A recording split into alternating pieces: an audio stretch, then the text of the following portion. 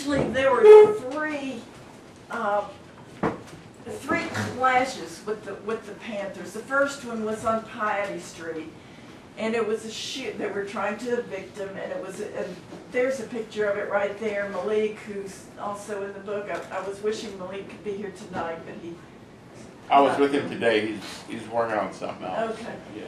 But anyway, that was the Piety Street house, and it was a shootout that lasted half an hour. And the next day, the Panthers, including a lot of the women, because they were the ones that were left, moved the office into the actual Desire Housing Project. And then it was a few weeks later that this big confrontation that Bob was talking about with 250 white cops, you know, fingers on their triggers for maybe 5 hours. That's when that happened. So there was actually nobody killed. Now, there were 12 Panthers arrested, and they spent almost a year in Orleans Parish Prison.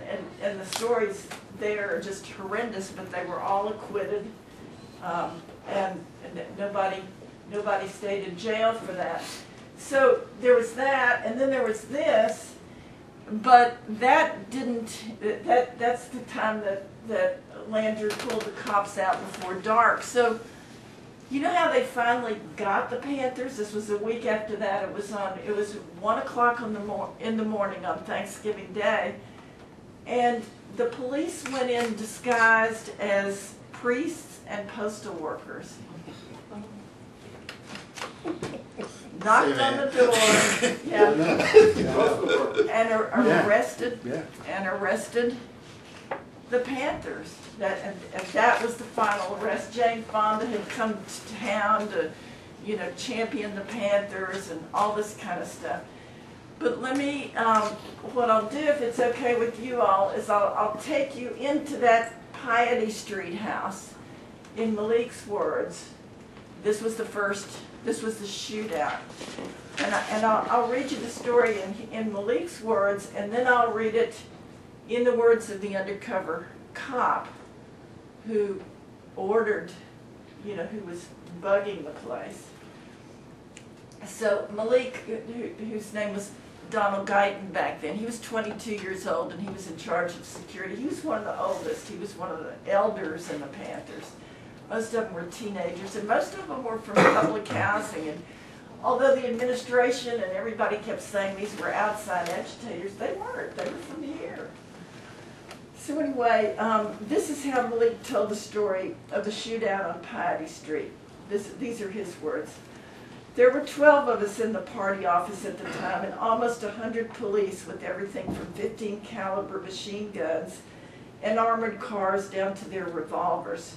We had about 9 shotguns and a couple of handguns, 357 revolvers, but everything we had was legally purchased, and it was registered to our office. Our position was that if African Americans should no longer be lynched or beaten or attacked or have their rights taken away without any form of resistance. We believed that you had a right to defend yourself. You had a right to defend your community. You had a right to defend your family. And you had the right to defend your honor as a human being. Malik continued to tell the story as if he were watching a movie in his head. That was one thing I noticed as I interviewed people for this. For some reason, they could remember it word for word like it was yesterday. It made, you know, that much of an impression. So these are Malik's words again. The police came in busloads. They got in their positions and just started shooting. They shot up the office maybe 20 minutes straight. It seemed like it was all day. I said, boy, they're going to kill us. The firing was coming in so fast we literally had to pour water on the walls because you could see the sheetrock expanding from the heat till you could touch it and it would just pop. The tear gas came in constantly, as fast as we could throw it out. We put bread in wet towels. The yeast in the bread helped with the tear gas. The front door weighed about 300 pounds. It was constructed from the drain cover scavenged from the non-functional Desire sewer system. Among the revolutionaries and the defenders of the people was a 14-year-old in the Piety Street house when the shootout occurred. when the Panthers hadn't been able to get him out in time. In the middle of all the shooting, he rose up and uttered a plea that probably voiced the fears of the slightly older people as well. He said, "I want my mama." Everyone was taken aback. Someone yelled, "Get down, fool," and tackled him. Seconds later, the place where he had been standing was riddled with bullets. All of a sudden, the shooting stopped. Malik continues his story, peering out the window in King and Marion's living room, as if looking for an explanation on their porch. These are Malik's words. After about 3 or 4 minutes, Charles asked me to crawl to the different rooms to find out how many was injured and how many was dead. I went to the first room and I asked, how many people in there are shot? How many are dead? Ron Aylesworth told me, ain't nobody in here shot or dead. I crawled to the next room, Leah and T. And by the way, there were lots of women Panthers. That they were doing exactly the same things that the men were doing. They were, pretty much ahead of the time. Leah and T. I asked them, nobody shot. Elaine and Ed, who's shot and who's dead? Nobody.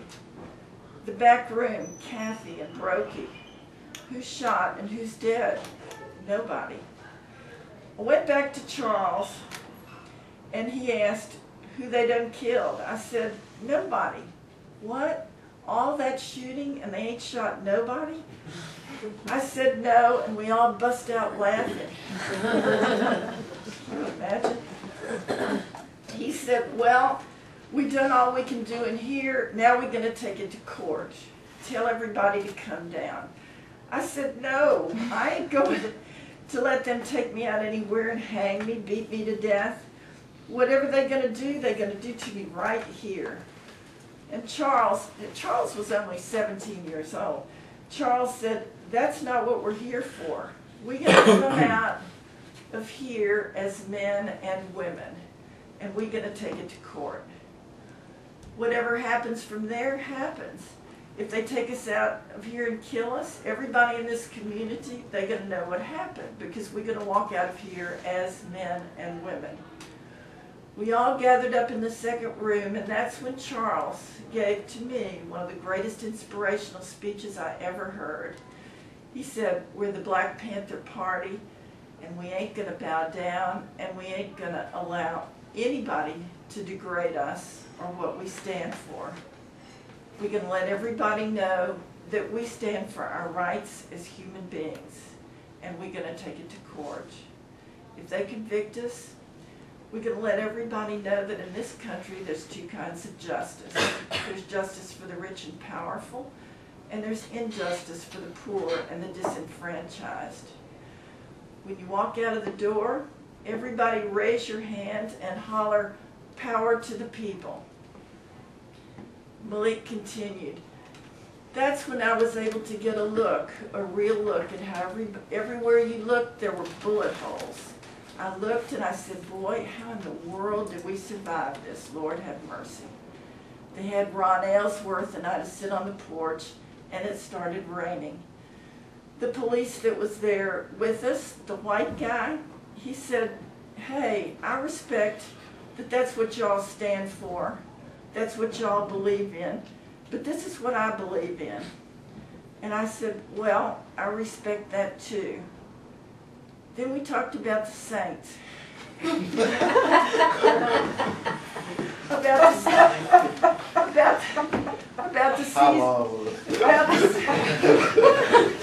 about the season the Saints was having, and then they took us to jail.